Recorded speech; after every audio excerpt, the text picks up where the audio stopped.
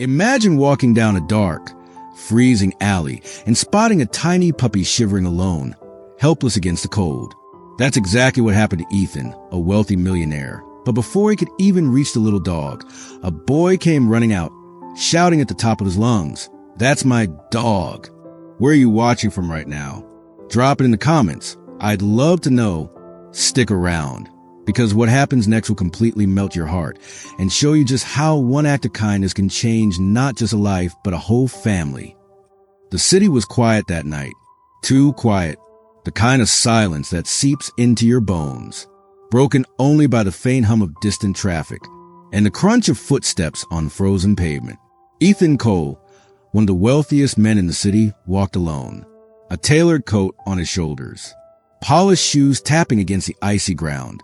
To any stranger passing by, he looked untouchable, successful, complete. But appearances can lie, because despite his fortune, Ethan's heart carried a loneliness no money could fix.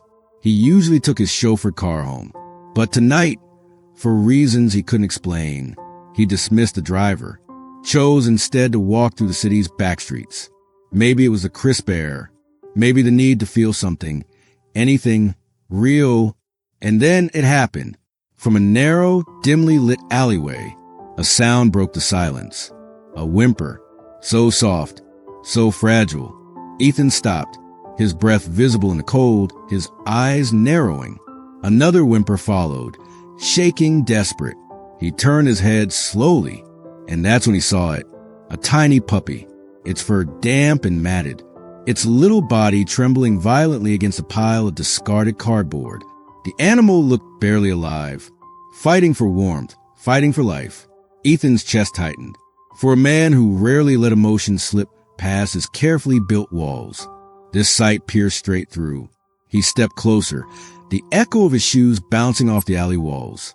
The puppy tried to stand, but its legs gave out, and it collapsed back onto the cold ground. Ethan crouched down, slowly, carefully, and for the first time in a long time, his voice carried something human, something gentle.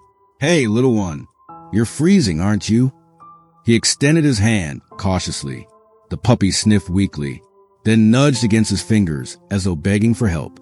Ethan felt a lump form in his throat. Without another thought, he shrugged off his leather gloves, scooped the frail creature into his arms, and pulled it close to his chest. The tiny body was icy cold, but it pressed against him as if clinging to the only warmth it had left. And in that moment, for reasons Ethan couldn't name, he felt as though fate had led him here. But just as he rose to his feet, holding the puppy tightly, something unexpected cut through the night. Hurried footsteps, small, quick, and then a voice, high-pitched, breaking with panic. "Wait, that's my dog." Ethan froze in the alley's shadows, the puppy in his arms. As a thin, desperate boy appeared at the alley's edge, Ethan turned sharply. The echo of the voice still hung in the air. And there at the mouth of the alley stood a boy, thin, small, no more than 8, maybe 9 years old. His clothes were threadbare, too light for the bitter cold, and his cheeks were red from the wind. But it wasn't just his appearance that struck Ethan. It was his eyes, wide, shining with both fear and determination. The boy stumbled forward, nearly tripping on the icy ground. His chest rose and fell with heavy breaths. And again he cried out, "That's my dog.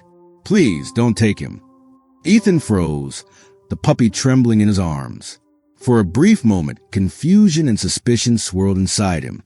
He had been in this city long enough to know that scams came in many forms. Children coached to play roles, stories spun to tug at heartstrings, and behind them, someone waiting to take advantage. But this boy, there was no performance in his voice, no script in his tears. It was raw. It was real. Ethan tightened his hold on the puppy. His voice came out steady, calm, but guarded. "Your dog? Then why was it out here? Alone? Freezing?" The boy's lips trembled. He took a few more steps forward, hands reaching out desperately, as if afraid Ethan might vanish into the night with the one thing that mattered most. I was looking for food, he stammered. Just scraps from the bakery bins. Max, he followed me, but I didn't see when he slipped away. Please, give him back. He's all I have. The boy's words hit harder than Ethan expected. All I have. Ethan studied him carefully. Every instinct told him to be cautious. Yet every glance at the boy's pleading face chipped away at his doubt. He shifted slightly, adjusting the puppy in his arms. Max. So the dog had a name, whimpered softly, and the boy's expression cracked wide open with relief. See? He knows me, the boy whispered, tears spilling down his cheeks. He's mine. Please don't take him away. Ethan felt the weight of the moment pressing against him. In his world, decisions came with contracts, numbers, and signatures. But this was raw humanity. Messy, unfiltered, demanding a response not from logic, but from the heart. He crouched slightly, meeting the boy's gaze. What's your name? He asked. The boy hesitated, then answered in a small, shaking voice. Lucas. Ethan nodded slowly, repeating the name as though testing its truth. Lucas. And this little one, Max. Yours. Lucas nodded fiercely, wiping at his tears with the back of his sleeve. Yes, he's mine. Please, sir, don't take him. Ethan stayed still, the cold biting at his face, his mind racing. The sincerity in Lucas's eyes was undeniable, but the questions loomed larger. Why was a child wandering the city alone at this hour? Why was he dressed so thinly in the freezing night? And if this puppy was his, what kind of life waited for both of them beyond this alley? The silence stretched. Ethan glanced down at the trembling puppy in his arms, then back at the boy, this fragile, desperate figure standing in the shadows. And in that heavy pause, a choice began to form inside him. But before he could speak, Lucas took one more step forward, voice breaking with raw urgency. Please, sir, don't take Max away from me. He's all I've got. The words sliced through Ethan like a blade. This wasn't just about a puppy anymore. It was about survival. It was about love. It was about a boy clinging to the only light left in his small, cold world. Ethan's jaw tightened. Something inside him shifted, just slightly. The walls he had built around his life, the cold indifference that had shielded him for years, began to crack. And in that moment, he knew this night was about to become something far more than he had ever expected. For a long moment, the alley held its breath. Ethan, immaculate in his tailored coat, stood cradling the frail puppy. Lucas, thin, trembling, dressed in worn hand-me-downs, stood shivering under the pale glow of a street lamp. Two lives, two worlds, colliding in the most unlikely place. Ethan's voice cut through the silence first. Low, firm, but not unkind.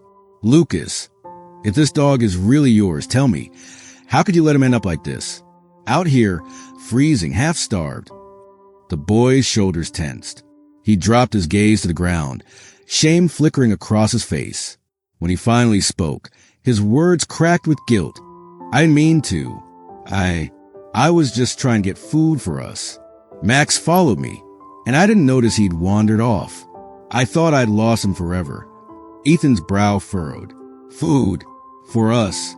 The word lingered in his mind, unsettling him.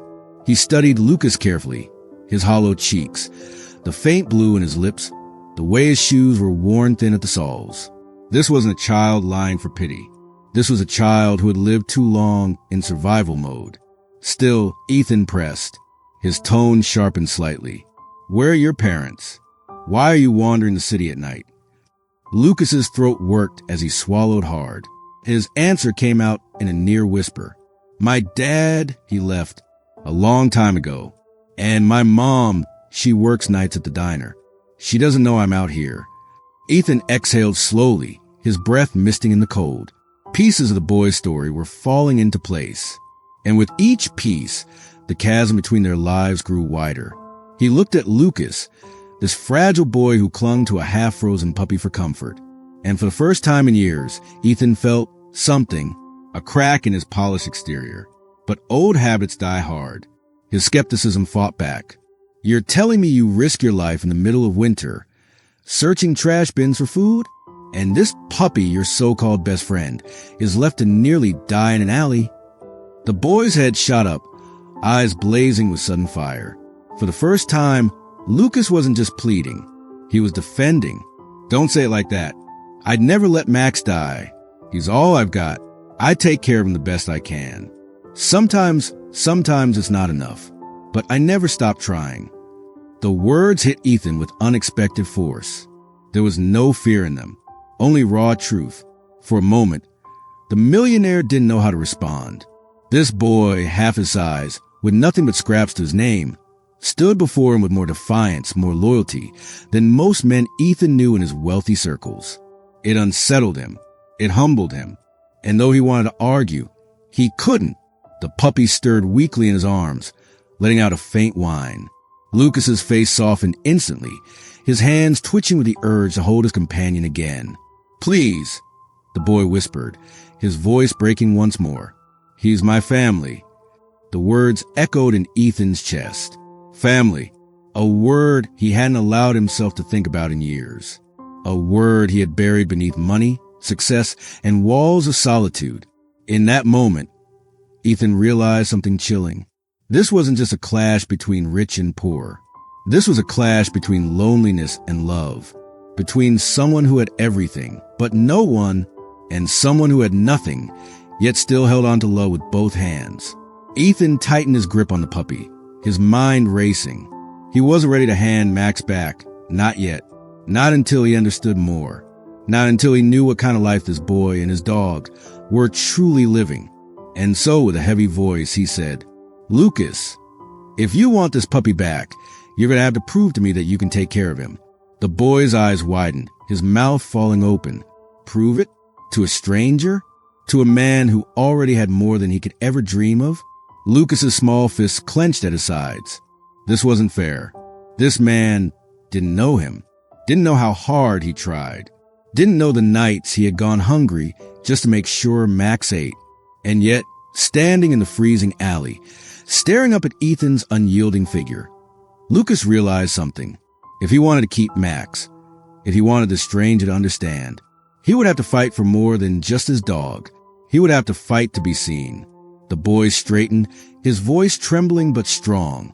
Fine, I'll prove it. Whatever it takes. I'll show you. And with those words, the battle lines were drawn. The air in the alley grew heavier. Ethan's challenge lingered like a shadow. Prove it. Two words that struck Lucas harder than the freezing wind biting his skin. Two words that made him feel small, but also stirred a fire deep inside him. The boy's lips trembled, his hands shaking at his sides. Not just from the cold, but from the weight of being doubted. Ethan, standing tall and composed, cradled Max protectively against his chest. To him, this was logic. A test. If the boy truly loved the puppy, he would show it.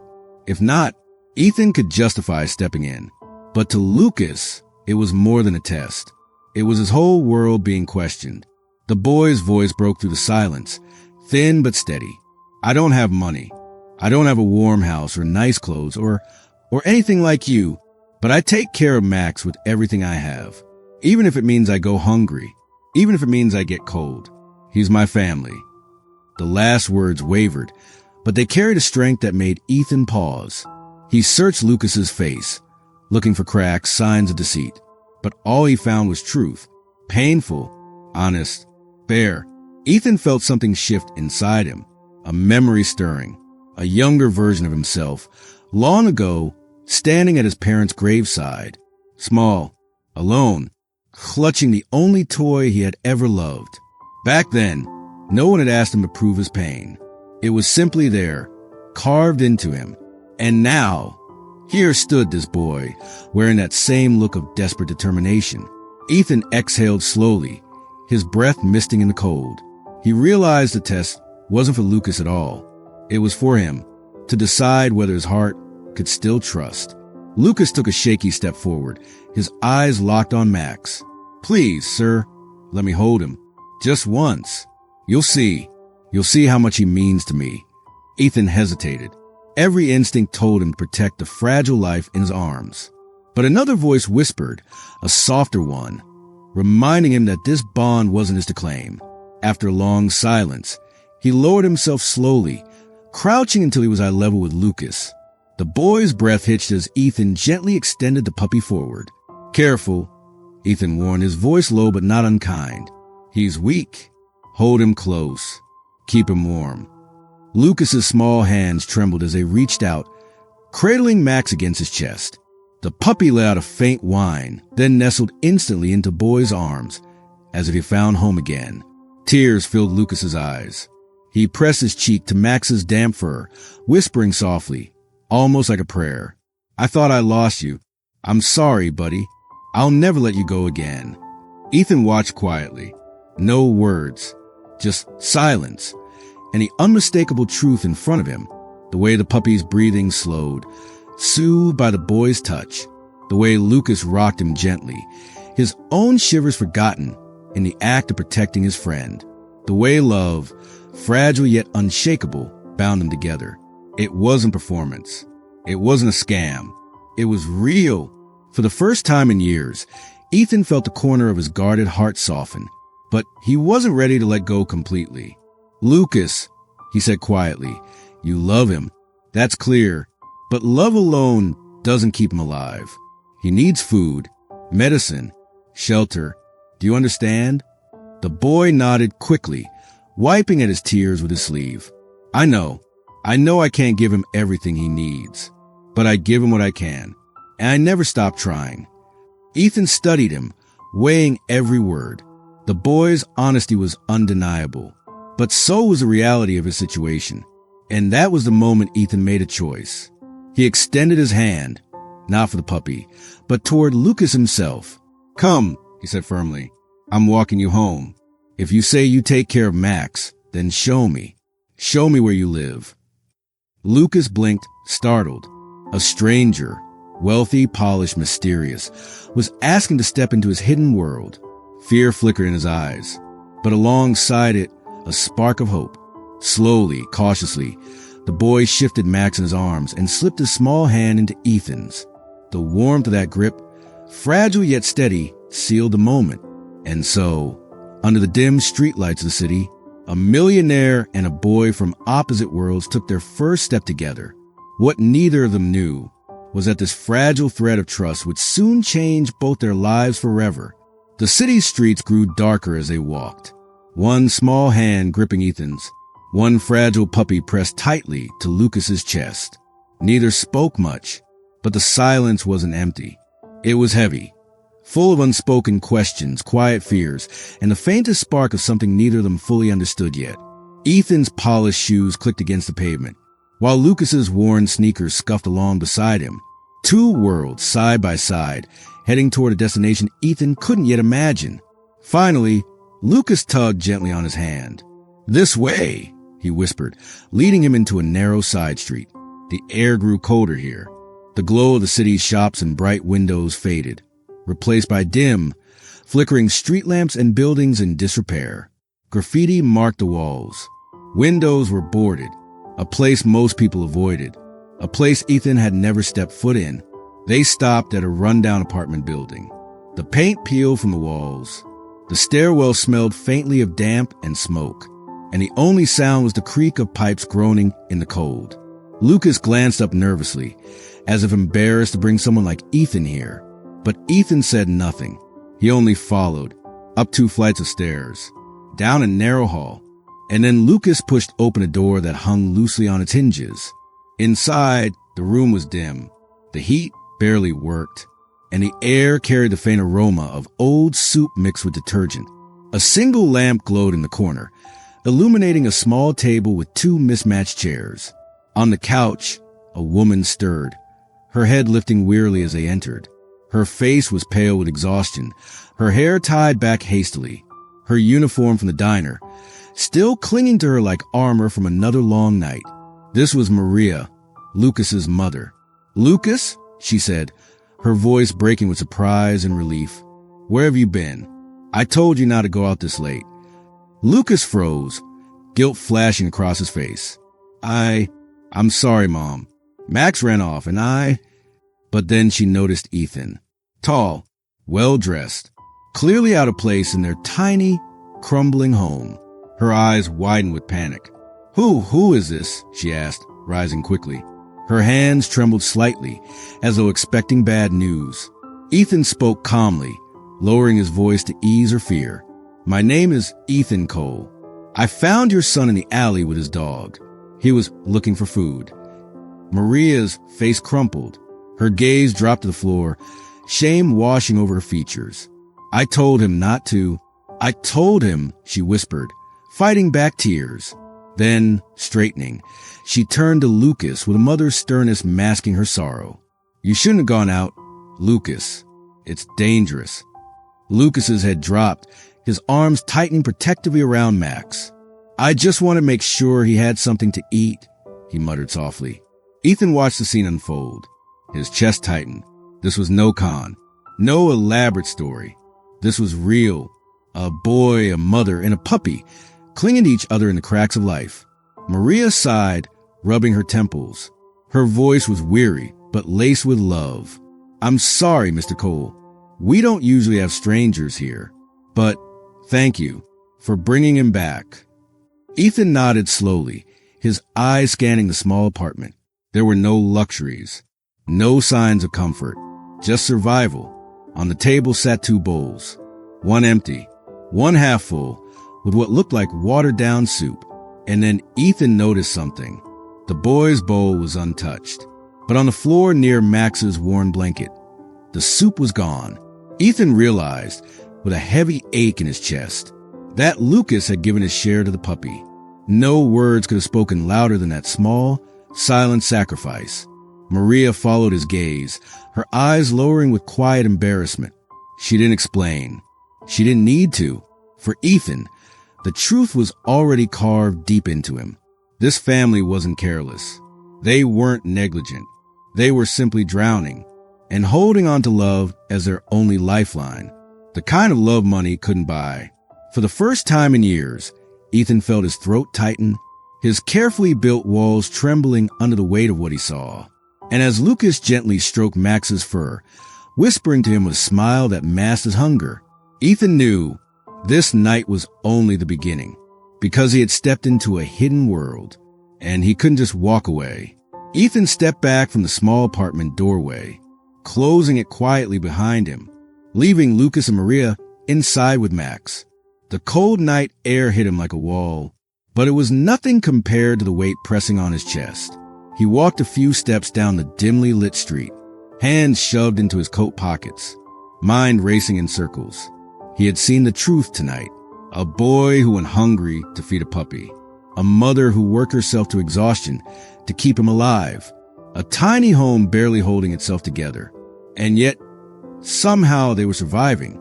Somehow, they were holding on to love, clinging to each other against everything life had thrown at them. Ethan's chest tightened. He wanted to help. He wanted to fix it all. But how? Money could solve almost anything. He could buy food, a better apartment, warm clothes, even a vet for Max. He could erase the suffering in an instant. But would that really help? Would throwing cash at a problem make this boy's life better? Or would it simply create a dependence, the fragile illusion that life had suddenly become easy? Ethan shook his head, the cold biting at his cheeks. He thought about his own childhood, riches he had never wanted, comfort he had never needed. He remembered the emptiness that no amount of money could fill. And now he faced the same question. Could he truly help Lucas? Without taking away what made him strong, he glanced down at Max, curled up tightly in Lucas's arms back in the apartment, and a pang struck him. The puppy's survival had not come from money. It had come from loyalty, care, sacrifice, from love. Could he step in without destroying that? Could he be the solution without being a replacement? Ethan's mind wrestled with the possibilities. He could give them money, or he could give them guidance, opportunities, support, tools to survive, without taking away their dignity. But that path was riskier, more complicated, more human, and Ethan hadn't been human in years. His life had been built on deals, contracts, and comfort, all carefully curated to avoid moments like this. Yet here he was, standing on a cold city street, watching the warm light spill from the apartment behind him, hearing the quiet whispers of a boy and his dog inside. Ethan felt a strange tug in his chest, a pull towards something he hadn't felt in decades. Responsibility, care, connection. It terrified him, because helping them meant stepping into their chaos, into their pain, into a world he had long kept at arm's length. And yet, leaving them meant walking away from truth, from love, from life in its rawest, most honest form. He closed his eyes, drawing a deep breath that cut through the icy night. "I can't just leave them," he whispered to himself. "Not like this. Not after seeing this." Ethan's fingers tightened into fists inside his pockets. He knew what he had to do, but the question lingered heavy in his mind. How do you help someone without taking away the very thing that keeps them alive? For the first time in years, the millionaire felt uncertain. And in that uncertainty, he realized something remarkable. He didn't mind, because he wanted to get it right. He wanted to help, without breaking the fragile world that Lucas and Max had built around each other. And so, as the city slept quietly around him, Ethan made a silent promise to himself. He would find a way that mattered, a way that healed rather than replaced. And somewhere in the back of his mind, he knew this promise would change him, just as much as it would change them. Days passed, but Ethan couldn't shake the memory of Lucas and Max. The boy's small hands, trembling but determined. The puppy's shivering warmth pressed to his chest. The apartment, humble, worn, but alive with love. He tried to tell himself he had done enough by returning Max safely. But no matter how he distracted himself, with meetings, phone calls, and the endless hum of his lavish life, he kept thinking about them. And so he returned. At first, it was simple. A loaf of bread here, some warm blankets there, a quiet check-in with Maria, making sure they had what they needed for the night. But the visits became longer. The conversations became deeper. Ethan began to see the small, intricate world that Lucas had created for himself, a world built entirely on loyalty, care, and quiet courage. Lucas greeted him each time with a mixture of excitement and caution, a smile tugging at the corners of his lips, eyes shining with hope, but never fully trusting. Ethan, in turn, found himself laughing more than he had in years. Small, genuine laughs, the kind that came not from wit or success or control, but from shared moments. One afternoon, he watched Lucas play with Max in the tiny living room. The puppy bounded and tumbled, tiny paws slipping over the worn carpet. Lucas laughed, holding Max's paws and spinning him gently. "You know," Ethan said quietly, leaning against the doorway, "I didn't know a puppy could have so much energy." Lucas glanced up, eyes wary. "Max doesn't get a lot of exercise," he admitted softly, "so he makes up for it when he can." Ethan smiled. Something about that honesty struck him. Here was a boy who had nothing, and yet gave everything he had to the one thing that mattered. Over the following weeks, the bond grew in small, almost imperceptible ways. Ethan would show Lucas how to train Max, gently guiding him without taking over. He would help Maria find small ways to stretch her budget, quietly, never flaunting his wealth. And Lucas, in turn, began to trust him, not fully, but enough to let the boy into the fragile walls of his world. One evening, Ethan sat beside Lucas on the worn couch. Max curled at the boy's feet, sleepy and content. "You know," Ethan began, voice low, thoughtful, "I didn't think I'd ever connect like this again. Not with anyone. Not in years." Lucas tilted his head, curious. "Connect?" Ethan nodded slowly. "Yeah, to care for someone and have them care back. Not out of obligation, but because it matters to both of you."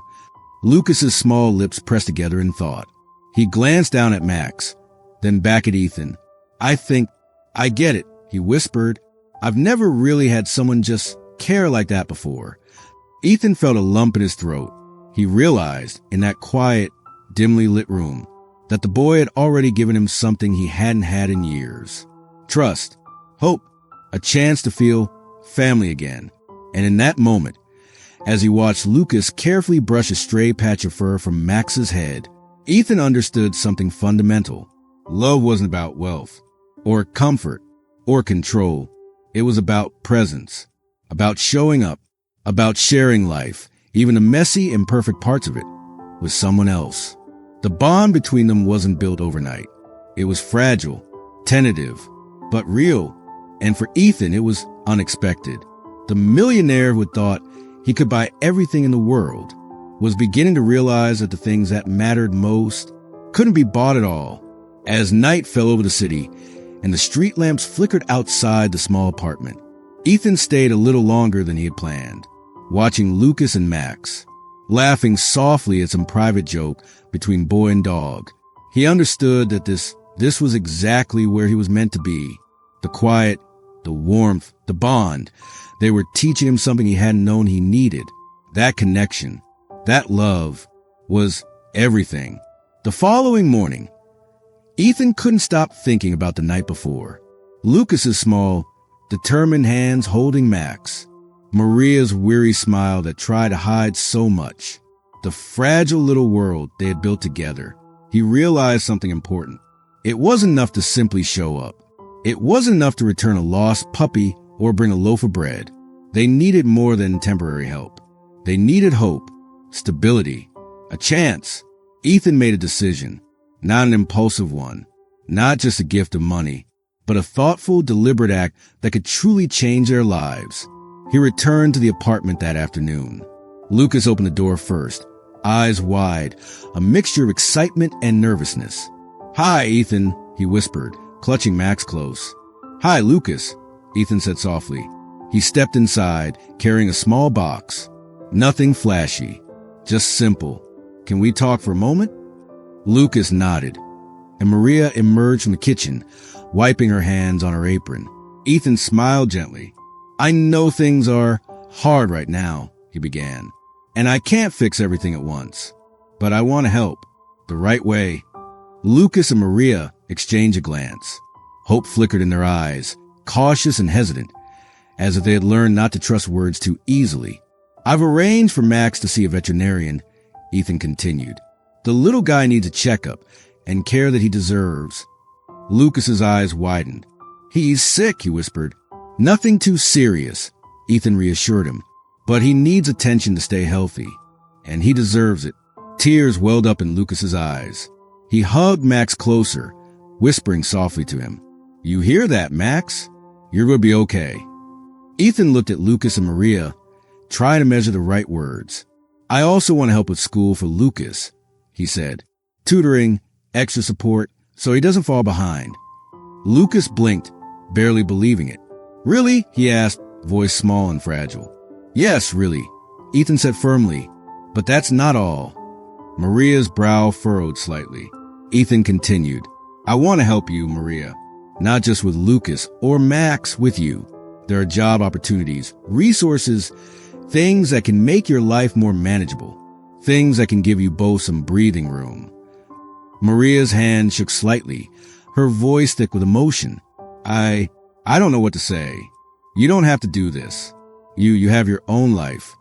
Ethan shook his head. "No," he said quietly. "This is my life now too. Not in the sense you think. I'm not trying to take over. I can't walk away after seeing what I've seen. And I don't want to." Lucas ran to him then, small arms wrapping around Ethan's waist. "Thank you," he whispered, voice muffled against Ethan's coat. "Thank you for caring, for seeing us." Ethan felt a lump in his throat, a warmth spreading through his chest that he hadn't felt in years. This wasn't about money or power or control. It was about presence, about showing up when it mattered. He looked down at Max, who nuzzled against Lucas, his little tail wagging despite the checkup to come. And Ethan realized, sometimes the smallest acts, finding a shivering puppy, choosing to listen, choosing to care, could ripple outward, changing everything. That day, Ethan didn't just give help. He gave trust. He gave hope. He gave love. And for the first time in a long time, he felt it reflected back, not through wealth, not through status, but through the fragile, powerful bond of a boy and his puppy, and a mother who had never stopped fighting for them. As the sun dipped lower in the sky, casting warm light through the small apartment windows, Ethan watched Lucas carefully place Max's food in a clean bowl, and Maria straightened the room, her smile tired but genuine. It wasn't perfect. It wasn't easy, but it was real, and that Ethan knew was everything. Because sometimes kindness wasn't a gift. It was a bridge between two worlds that otherwise might never have met. And in that bridge, a bond was forming, one that would not easily break. Days turned into weeks, and slowly, quietly, change began to take root. Ethan's presence became a steady force in Lucas and Maria's lives. Not overbearing, not intrusive, but consistent, reliable, gentle. Lucas woke up each morning with a new sense of security. No longer did he fear losing Max to a cold alley or going hungry in silence. Now, there were warm meals waiting, soft blankets on cold nights, and someone who truly cared watching over them, not just for a moment, but for as long as they needed. Ethan found himself learning as much as he was giving. He watched Lucas grow bolder, more confident, a spark igniting his eyes that hadn't been there before. The boy who once moved through the city cautiously, almost invisible, was now learning to dream. One afternoon, Ethan sat on a worn couch while Lucas carefully brushed Max's fur. The puppy purred contentedly under the boy's touch. "I think he's happy," Lucas whispered softly, almost to himself. "And I'm happy too, I guess." Ethan nodded, watching them with a quiet smile. "You've done a lot, Lucas," he said gently. "Not just for Max, but for your mom and yourself. You've shown courage I don't think you realize." Lucas glanced up, eyes wide, a mixture of pride and disbelief on his face. "Really? You think I'm brave?"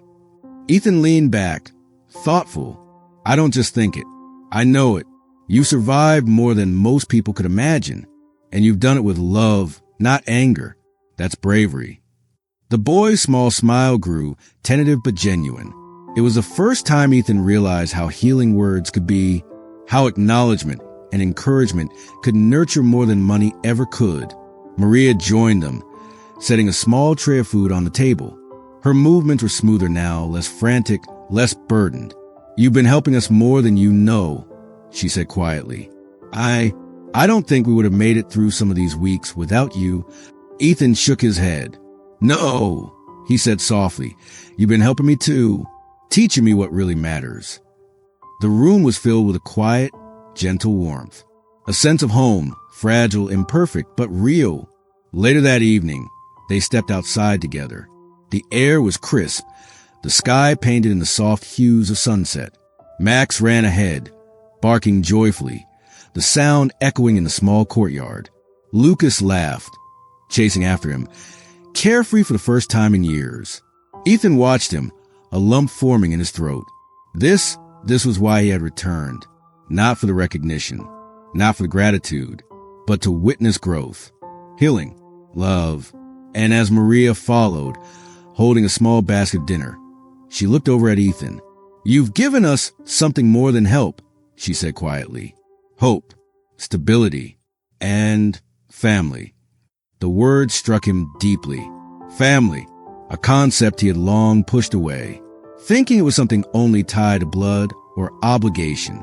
But standing there, watching Lucas and Max run ahead, he realized family could be chosen. It could be nurtured. It could be built, one act of trust, one gesture of care, one shared laugh at a time. That night, as they returned to the warm apartment, Ethan watched the small pair curl up together, Lucas and Max, sleeping peacefully. Maria sat beside them, her hand resting gently on her son's shoulder. And Ethan, he felt something he hadn't felt in years. Not wealth, not power, not control. He felt connected, whole, alive. The bond between them had transformed from necessity to trust, from trust to affection, and now into family. And for the first time in a long time, Ethan smiled softly to himself, because he realized sometimes the greatest fortune in life isn't money, or success, or possessions. It's the moments when hearts are opened, trust is earned, and love, unexpected, fragile, enduring, finds its way home. And in that little apartment, under the soft glow of a single lamp, Ethan, Lucas, Maria, and Max, each scarred by life in their own way, began to heal, together, Morning light filled the apartment. Lucas brushed Max's fur while humming a tune. Max wagged his tail, bouncing between his legs. Maria moved quietly in the kitchen, preparing breakfast with calm, steady hands. There was a rhythm here now, a harmony built not on wealth, but on love and trust. Ethan stood by the doorway, feeling warmth he hadn't known in years. This wasn't his home, but it felt like belonging. "Good morning," he said softly. Lucas grinned. "Good morning, Ethan. You have to see what Max did last night. He found a new hiding spot for his toys." Ethan chuckled. "You mean he's redecorating again?" The boy laughed. Maria placed breakfast on the table, smiling at Ethan. "You've given us more than help. You've given us hope."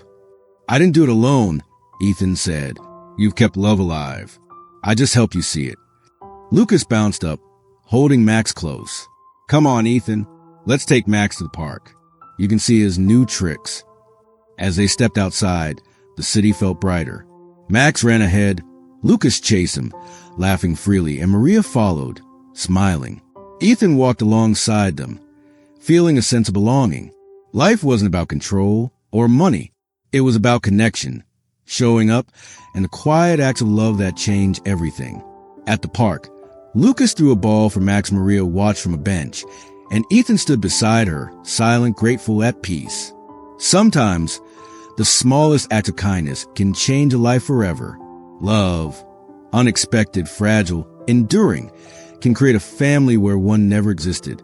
As the sun climbed higher, casting warm light over the boy, the puppy, the mother, and the man who found them, they moved forward together.